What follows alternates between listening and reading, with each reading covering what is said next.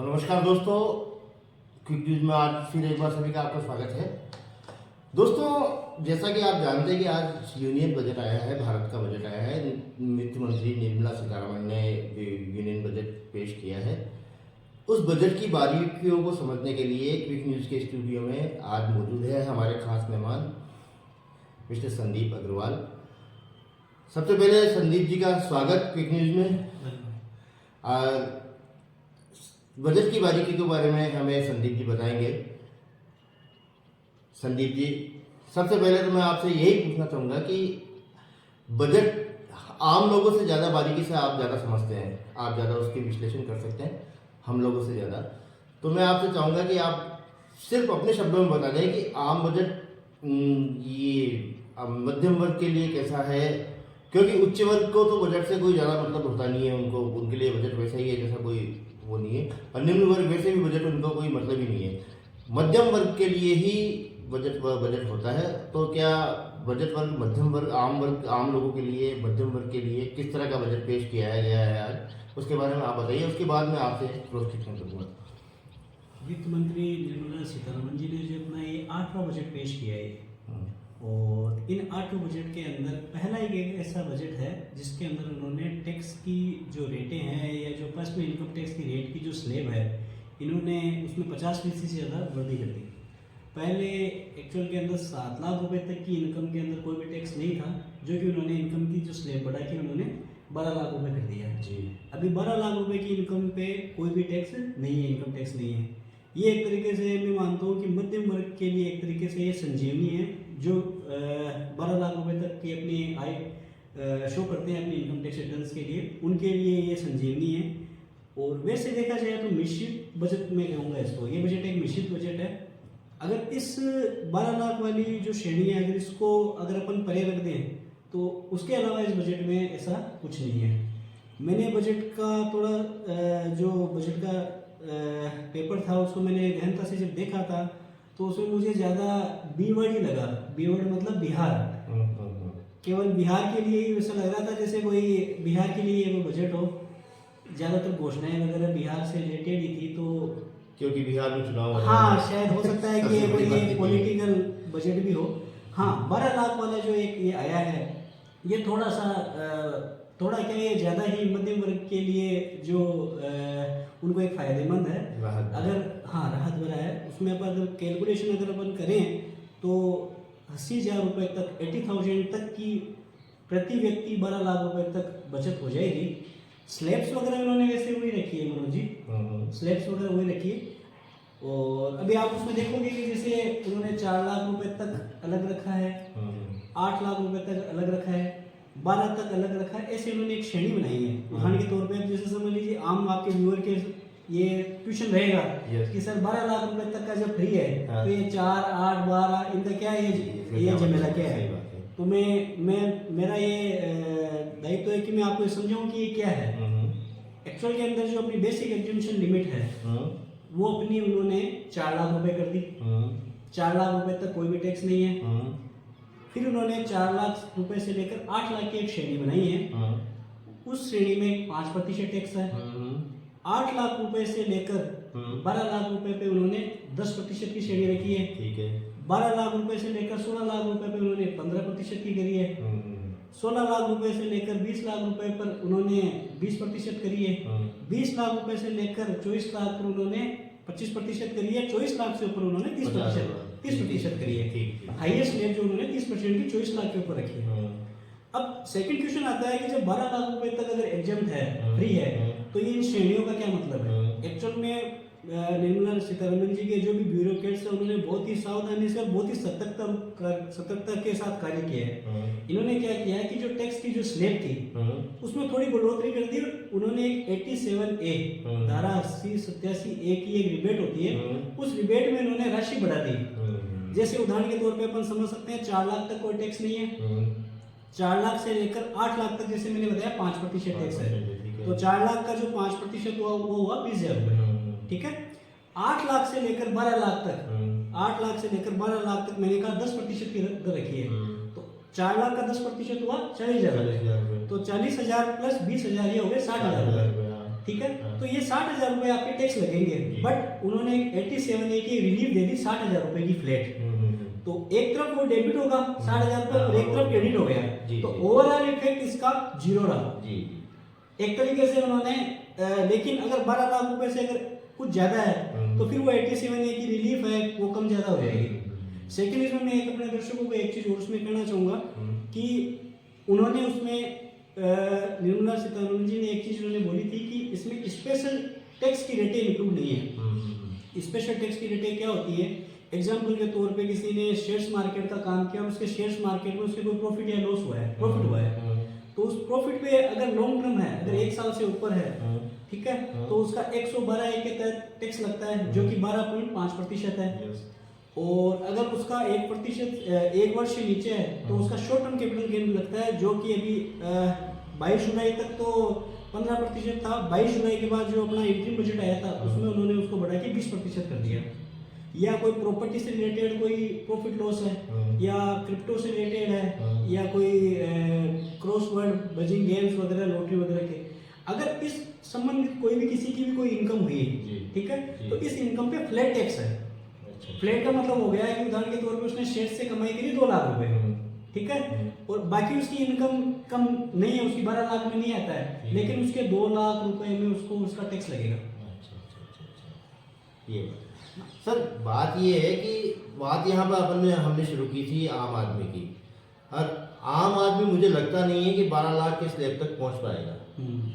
आम आदमी 7 लाख तक भी मुश्किल से पहुँचता है। मैं मेरी बात करूँ तो मैं 6 साढ़े 6, आप खुद मेरी आइडिया बनाते हैं 7 लाख की बनती है और मुश्किल से बन पाती है वो भी।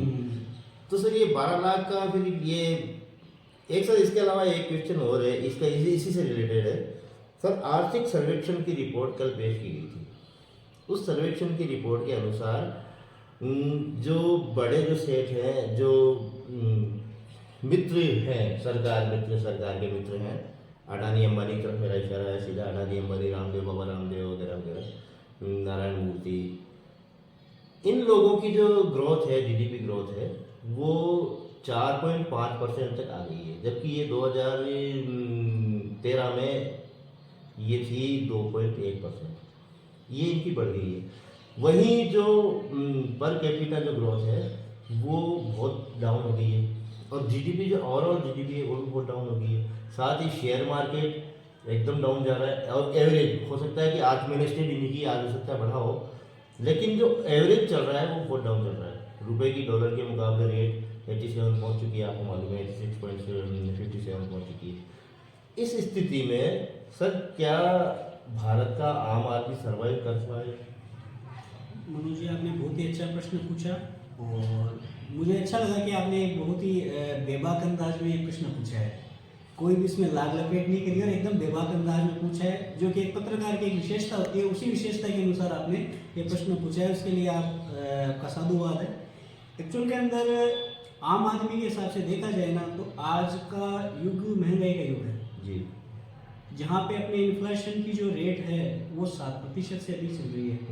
इस बजट के अंदर जो अपना जीडीपी का जो ग्रोथ रेट है वो उन्होंने 6.3 से 6.8 करने का उन्होंने लक्ष्य रखा है, टारगेट रखा है जी, जो कि इन्फ्लेशन से बहुत नीचे है। एक तरफ आप ये समझ लीजिए, आम भाषा में आपको समझाऊं कि महंगाई दर चल रही है 7%, और अपना जो ग्रोथ रेट है वो उन्होंने जब डिमांड इन्होंने 6.8 की करी है तो 6.5 तक आना चाहिए। तो अपना जो देश है वो 0.5% हमेशा डाउन हो रहा है। जब किसी राष्ट्र के अंदर अगर मुद्रास्फीति अगर बढ़ रही है और ग्रोथ नहीं बढ़ रही है तो ऑटोमेटिकली जो उसकी जो मुद्रा है उसका डीवैल्यूएशन होगा। तो और जहाँ तक केवल अपने देश की बात है तो अभी तक क्या होता है कि जैसे अलग अलग देशों की जो टैरिफ की नीतियाँ होती है, उन टैरिफ की नीतियों के कारण अपना जो देश का जो रुपया है वो कमजोर हुआ है। बस उसकी कमजोर होने की जो रफ्तार है वो थोड़ी बढ़ गई। कमजोर हर देश का जो करेंसी है वो हुई है, बट अपने जो रफ्तार है वो अपनी बढ़ गई। अब अपन जो एक कहें कि मोदी जी ने क्या किया है, उन्होंने क्या किया, ये एक तरीके से क्या होता है कि इसमें अपने को जो देश का जो वित्त मंत्री है या देश के जो प्योर ब्यूरोक्रेट्स हैं वो एकदम कुशाग्र इकोनॉमिस्ट चाहिए, जो कि डॉक्टर मनमोहन सिंह जी जैसे थे होने जी चाहिए, जी जी जिन्होंने एक लिबरलाइजेशन का फॉर्मेट रखा। जी। 1992 के अंदर जो वो वित्त मंत्री थे तो उन्होंने लिबरलाइजेशन का फॉर्मेट रखा था, ग्लोबलाइजेशन का फॉर्मेट रखा था, एफडीआई को उन्होंने परमिशन दी थी, फॉरेन डायरेक्ट इन्वेस्टमेंट, वो पैसा यहाँ पे आया। अब अभी एक्चुअल में क्या सिचुएशन हो गई कि जो देश का जो एफआईआई का जो पैसा है फॉरेन इन्वेस्टर्स का, वो देश से बाहर जा रहा है। बिल्कुल जा रहा है। आपने अभी शेयर मार्केट की बात करी, तो विगत 90 दिन की अगर अपन डाटा देखें तो उन्होंने कई लाख करोड़ इंडिया के मार्केट से उन्होंने पैसा उठा लिया। जी बिल्कुल उठा लिया, कई लाख करोड़ उठा लिया। जी। उसके पीछे कारण ये था, दरअसल मेरा अगला क्वेश्चन यही होने वाला था कि जो फॉरेन इन्वेस्टर्स है वो यहाँ से जा रहे हैं, तो जो इन्वेस्टर्स इसी आप चल अब आपने बात बताइए, आप बताइए। वो फॉरेन इन्वेस्टर इसलिए जा रहे हैं कि उनको चाहिए ईज ऑफ डूइंग, जो उनका बिजनेस है, जो उनके कंप्लायंसेस है, वो उनकी इजीनेस होनी चाहिए। जी जी। अभी क्या हो रखा है कि हर चीज के अंदर कंप्लायंस बर्डन ज्यादा है, हर जगह कंप्लायंस का बर्डन ज्यादा है। अब प्रोफेशनल्स वगैरह, सीएस वगैरह, कॉर्पोरेट वगैरह सबसे बात करेंगे ना, तो हर चीज की उन्होंने टाइम गाइडलाइंस, टाइम कंप्लायंसेस बहुत ज्यादा बढ़ा दिए। फॉरेन इन्वेस्टर जो पैसा लेके आता है उसको इन कंप्लायंस से कोई मतलब नहीं है। वो जब यहाँ आएगा तो यहाँ पे क्या होगा, एम्प्लॉयमेंट जनरेशन होगा, यहाँ पे टैक्सेस वगैरह लगेगा। दूसरी साइड क्या हुआ, चाइना ने क्या हुआ कि चाइना ने बॉन्ड यील्ड वगैरह कम करने के कारण वहाँ पे पैसा वहाँ ज़्यादा जा रहा है। उन्होंने अपनी जो पॉलिसीज है ना, उन्होंने बहुत ज़्यादा लिबरल कर दी। जी जी। अब फॉरेन इन्वेस्टर है, उसके लिए तो उनको तो पैसा लगाना है एशिया महाद्वीप पे। वो ये नहीं जानते कि हम इंडिया में लगा रहे हैं, हम चाइना में लगा रहे हैं, कहाँ लगा रहे हैं। उनको जहाँ पे इजीनेस मिलेगी, जहाँ उनको लगेगा उनका पैसा सेफ है, जहाँ की इकोनॉमी ग्रोथ कर रही है, वो वहाँ पैसा लगाएंगे। बिल्कुल लगाएंगे। और वो जब उन्होंने फॉरेन इन्वेस्टर ने अपने जब पैसे खींचने स्टार्ट किए, तो अपना जो शेयर बाजार है, जो निफ्टी 25,500 प्लस होने वाला था, जो कि अभी 22,000 कुछ आ गया। बिल्कुल सही बात है। ये कारण है सेंसेक्स का, ये कारण है। सेम करेंगे। मैं एक क्वेश्चन और पूछना चाहता था आपसे कि एक बहुत ही इसे बजट से हटके क्वेश्चन है सर। मेरे नज़रिए से अभी जो सरकार चल रही है उसमें विज़न की कमी है, विज़न नहीं है उनके पास। और राहुल गांधी है, राहुल गांधी, क्या आपको लगता है कि उनके पास कोई विज़न है? देखो व्यक्तिगत तौर पे सर हम नहीं सर, मैं इसलिए पूछ रहा हूँ कि ऑप्शन तो चाहिए जनता को, आम जनता को ऑप्शन तो चाहिए। भाई मोदी को हटाएंगे तो किसको लाएंगे? तो सामने ऑप्शन सिर्फ राहुल गांधी दिखाई दे रहा है। तो आपके नज़रिए से, आप एक अर्थ इकोनॉमिक्स में ज़्यादा जानते हैं, इकोनॉमिक्स के नज़रिए से क्या राहुल गांधी के पास वो विजन है कि वो देश को वापस पटरी पर ला सके? सर विजन तो हर नेता के पास में होता है, विजन हर नेता के पास में, मोदी जी के पास में भी है। छोटा सा कोई सांसद होगा तो उसके पास भी विजन है, बट उस विजन को वो उस विजन का जो पटाशेप कर सकते हैं क्या, वो इम्प्लीमेंट कर सकते हैं क्या सर? उस इम्प्लीमेंट करने की इच्छा शक्ति होनी चाहिए सर। जी। जीतने के लिए सबके पास विजन है, ये मेरा व्यक्तिगत मत है, हो सकता है कि किसी और का मत अलग हो। विजन सबके पास में है, उस विजन को इम्प्लीमेंट करने के लिए आपके पास इच्छा शक्ति है क्या, आप उसको करना चाहते हैं क्या, आपके पास वो ब्यूरोक्रेट्स वगैरह है क्या? आम जनता तो बेचारी ऐसी जनता है कि उनके लिए तो सब बराबर है। उनको तो यहाँ पे क्या होता है कि सब्ज भाग दिखा दिए जाते हैं कि भाई आपके लिए ये हो जाएगा, वो हो जाएगा, तो उसी पे एक धर्रे में चल जाती है आम जनता। अब बाकी अगर इम्प्लीमेंट अगर करें तो सब नेता अच्छे हैं, बस करने वाला चाहिए। जी बिल्कुल सही बात है सर। इसके अलावा आप कुछ कहना चाहेंगे बजट पर? मेरा तो ये कहना है कि बजट में उन्होंने 12 लाख वाली ये घोषणा करी है, ये बहुत ही अच्छी घोषणा है। इसके अलावा उनको किसानों के लिए और युवा पीढ़ी के लिए अच्छे रोजगार के उनको कार्यक्रम या रोजगार उन्मुख कार्यक्रम होने चाहिए थे। केवल और केवल ये जो 12 लाख रुपए का जो उन्होंने किया है वो केवल और केवल सैलरीड क्लास और केवल जो मध्यम वर्गीय जो एक आयकर को बहुत ऊंची चीज समझते हैं उनके लिए मेरे हिसाब से उन्होंने किया है। बाकी जो धड़ा है वो इसमें पीछे रह गया सारा का सारा। लगने वाला जो पैसा है, जो अगर 80,000 रुपए अगर आम आदमी अगर बचा रहा है, जो मध्यम वर्गीय बचा रहा है, वो कहीं ना कहीं से तो आएगा, वो लगेगा ही नहीं से। बिल्कुल सही बात है। तो इनको क्या है कि डेवलपमेंट पे इन्होंने ज्यादा फोकस नहीं है, तो एक तरीके से एवरेज और मिश्रित बजट है, ना तो इसमें कुछ ज्यादा अच्छा है ना इसमें कुछ ज्यादा, मतलब जो मूलभूत समस्या है उन पर नहीं, उस पे उन्होंने वुमेन एम्पावरमेंट पे है, फार्मर्स पे है, यूथ पे है, इंफ्रास्ट्रक्चर पे है, डेवलपमेंट पे, कई जगह है ना कैपेक्स। अब जैसे मैंने एक बजट में बहुत ही चीज देखी कि कैपेक्स का जो फंड है ना, वो पिछली बार कैपेक्स इन्होंने कम किया है। कैपेक्स कैपेक्स का मतलब होता है कि इंफ्रास्ट्रक्चर पे, डिफेंस पे, डेवलपमेंट पे पर्टिकुलरली गवर्नमेंट एक बजट रखती है। उस बजट में इन्होंने मुझे एग्जैक्ट फिगर तो याद नहीं, 7 से 8% उन्होंने फंड को कम किया है। तो कम को फंड एक्चुअली में बढ़ना चाहिए बजट के अंदर, वहाँ उन्होंने थोड़ा सा उसको कम कर दिया। इस कम होने की वजह से क्या होगा कि इंफ्रास्ट्रक्चर के जो कार्य वगैरह है ना, वो कम होंगे, मेरा मत इसलिए है। ठीक है सर, तो मैं दर्शकों से कहना चाहूँगा कि संदीप जी ने आपको बहुत बारीकियों से बजट के बारे में बहुत छोट, इससे ज़्यादा टाइम क्योंकि यूट्यूब चैनल पे और पोर्टल पे इससे ज़्यादा टाइम नहीं दे सकते हम, 15 मिनट बहुत ज़्यादा होते हैं। संदीप जी ने बहुत अच्छे तरीके से उनको समझाया है और बिल्कुल तटस्थ होकर समझाया है, किसी राजनीतिक दल के से प्रभावित होकर नहीं समझाया है। मैं संदीप जी का बहुत बहुत आभार व्यक्त करता हूँ, वो हमारे स्टूडियो में आए और टाइम दिया। शुक्रिया सर, आभार।